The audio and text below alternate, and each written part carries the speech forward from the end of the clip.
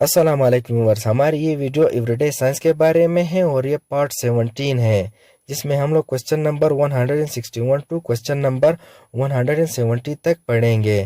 तो स्टार्ट करते हैं from question number 161।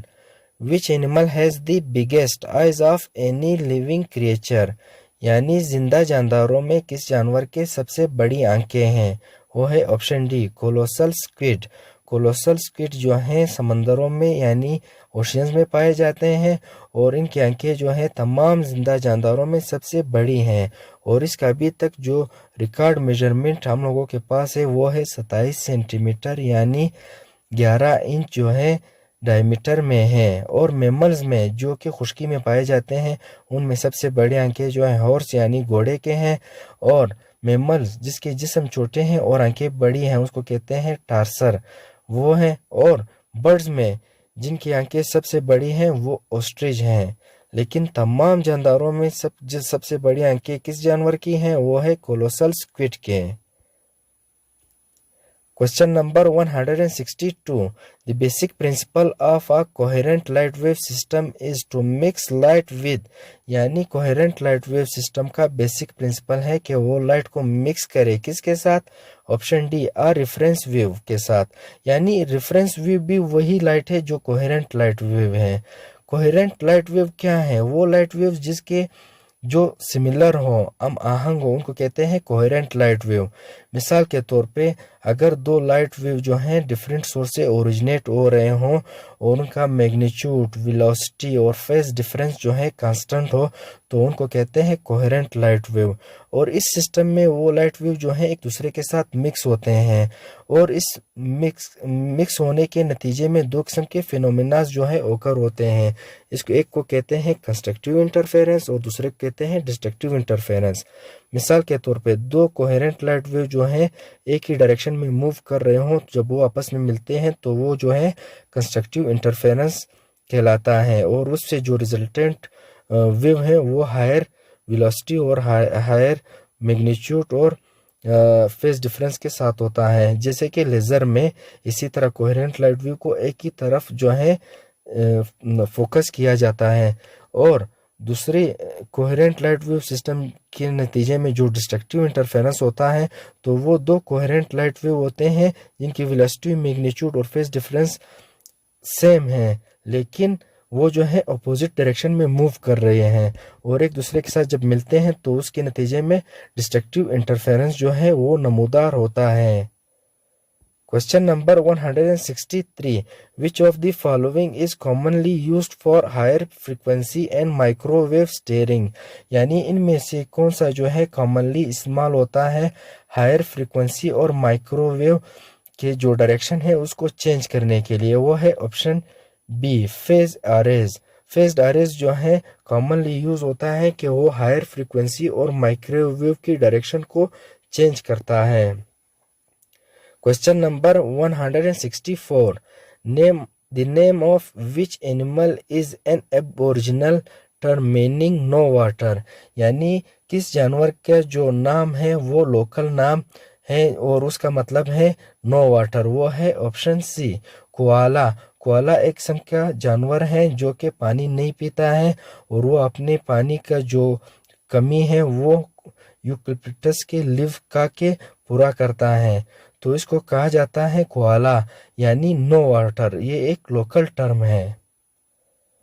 Question number 165. At low frequencies which type of analyzer is commonly used for processing signals that are already digitized?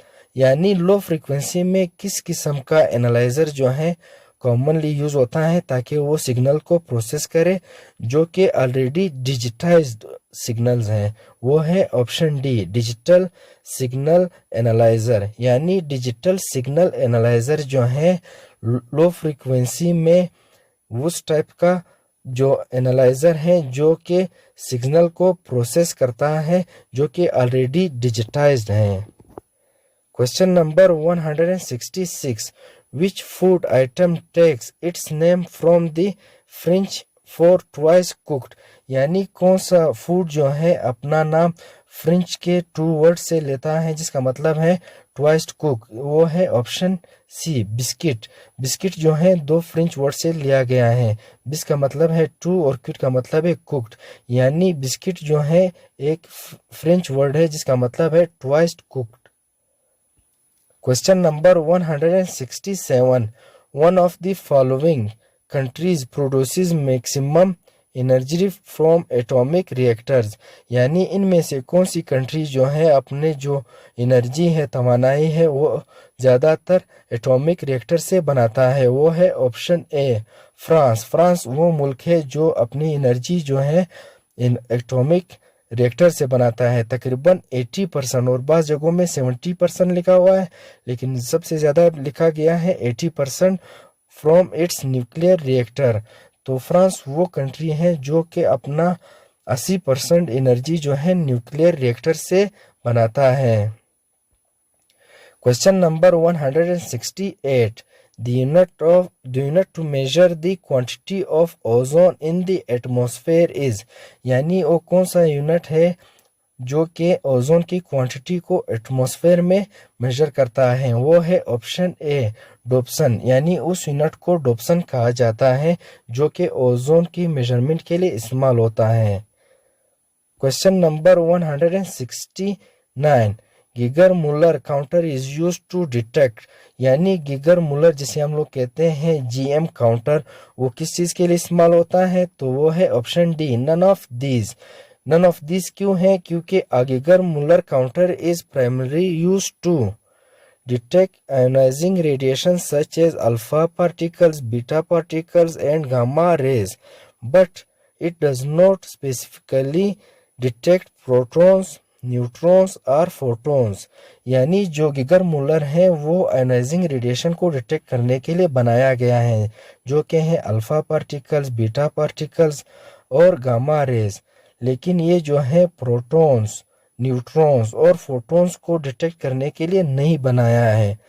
Well it can detect the effects of some types of radiations, यानी ये जो है कुछ type of radiation के जो effect हैं उनको detect करता है। It is not specifically design for protons और न्यूट्रॉन, और ये जो है स्पेसिफिकली जो है प्रोटॉन्स और न्यूट्रॉन्स के लिए जो है डिज़ाइन नहीं किया गया है। और बहुत सी जगहों में आपको आंसर मिलेगा ऑप्शन ए, जो बिल्कुल गलत है। तो गिगर मुलर जो है किस चीज़ को डिटेक्ट करने के लिए इस्तेमाल होता है? वो है ionising radiations. Question number 170. Vacuum tubes have been replaced by, यानी वैक्यूम ट्यूब्स जो हैं किस चीज़ से रिप्लेस हुए हैं कंप्यूटर में? वो है ऑप्शन सी ट्रांजिस्टर्स।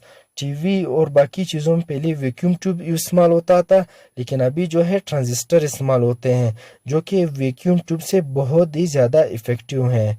तो आज की वीडियो हम लोगों की यहाँ तक थी, मिलते हैं नेक्स्ट वीडियो में, तब तक अल्लाह हाफिज़।